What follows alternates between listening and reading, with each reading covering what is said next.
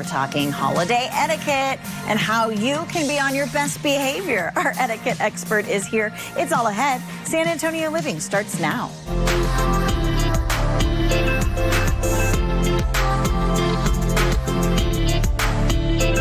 San Antonio Living starts right now.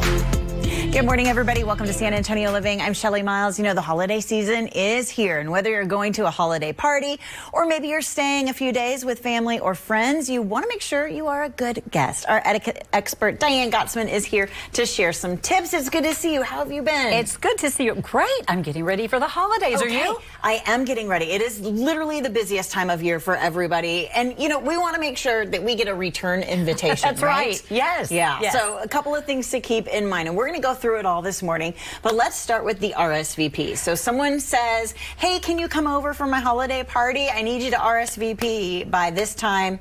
What do I do? RSVP. So when someone sends an invitation by email or through snail mail or just asks you, hey, are you coming? Make sure you let them know, but do it officially. If they do it if they send you a card, fill it out and send it back. And you only have a few days because they're counting heads. And once you RSVP, this is really important. It's a commitment.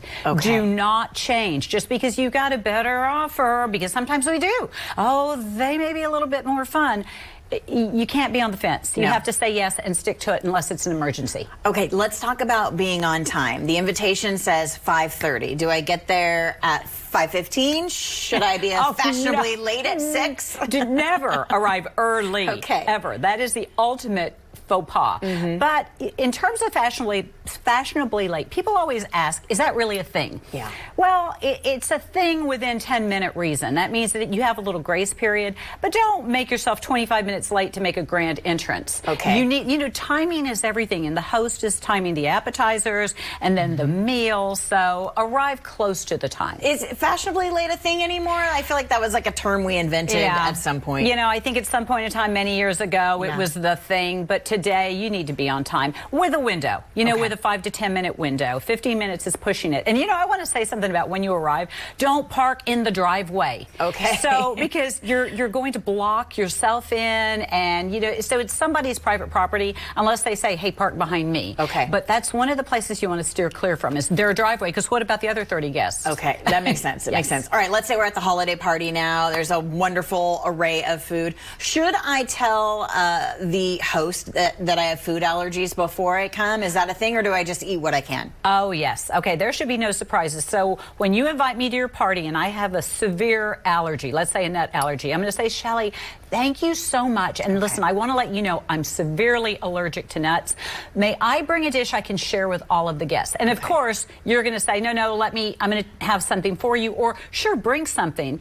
That way I know that I'm going to have a little something to eat. But Smart. But I think the best thing to do is always, for all of us, even without an allergy, is have a little nibble before you go, because that way you're not starving when you get there, and you can protect yourself if you do have an allergy. Let's talk about mingling at the holiday party, because you might think I'm a chatty kind of gal, right? I talk for a living, but if you put me in that situation, I'm going to sit quietly in the corner. It's hard for me for whatever reason, but we need to interact. So we need to talk, mix and mingle with people we don't know very well, and bring them into the group.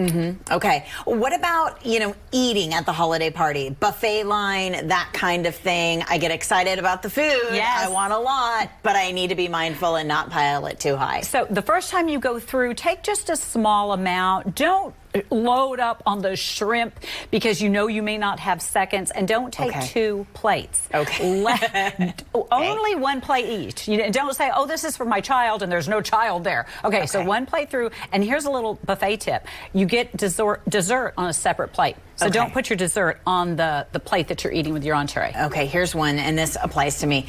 Ask the host if you can clean up, which you should, but if she says, no, I've got it, do you keep at? Yes. See, leave it. Everyone gets mad at me because I never let them clean up, but I like to clean up. Yes, yes. So if I ask you and you say no, I'm going to say, okay, well then I'm going to go and mix and mingle, because you want me to be a good guest and enjoy myself. But if you say, would you mind bringing all the plates to the table, I'm going to do that as well. And no stacking plates. When you're helping your host or when you're at a restaurant, don't stack plates. That's a no-no. Okay, let's talk specifically about sitting around the holiday holiday table and manners and things like that. You've got to talk to people on both sides of you, right? Yes. Okay. So don't leave someone out. And if you notice that someone is over here all by themselves, you know, if they're directly here, you want to make sure that it's called turning the table. Okay. You go to the left, you go to the right, so you make sure everybody is included. Yes. I love that. I'm going to do that. It's a little bit dated, but it's still useful. Okay. Avoid controversial topics. Oh my gosh, do not ask, when are you getting married? Are you ever going to have children? How much did you vote for? Oh, that's the biggest no. Yes, or no. how much of a raise did you get when you got that new job? So even if you feel comfortable with your close family members or friends, no. It's so true. For whatever, like, again, I'm mindful of that. I'm like, what'd you do today? Okay, great. That's it. Like, Yes. I'm not digging. I'm not asking any more questions. I don't want to know specifics, right? You want to ask people about where have you been? If you haven't seen them for a while, have you taken any fun trips? Have you seen any great movies? What is it? My question is, okay, what are you watching on some of these? That is what are you very streaming? Because I want to know Yeah. what to watch at nighttime. Yes. And of course, put away your cell phone. Oh my gosh, please, no cell phones at the table. Okay. Don't even bring them to the table. Okay. Leave them someplace else because we are tempted to look. Okay. Well, it is always good to see you. I feel like I've ironed out some things. You're going to be invited I'm going to be talking back. to everybody at the party, that's for sure. Thank you, Diane. Good to see you. Good to see you. Diane Gottsman is our etiquette expert. She's right here in San Antonio at the Protocol School of Texas. Visit protocolschooloftexas.com for more details.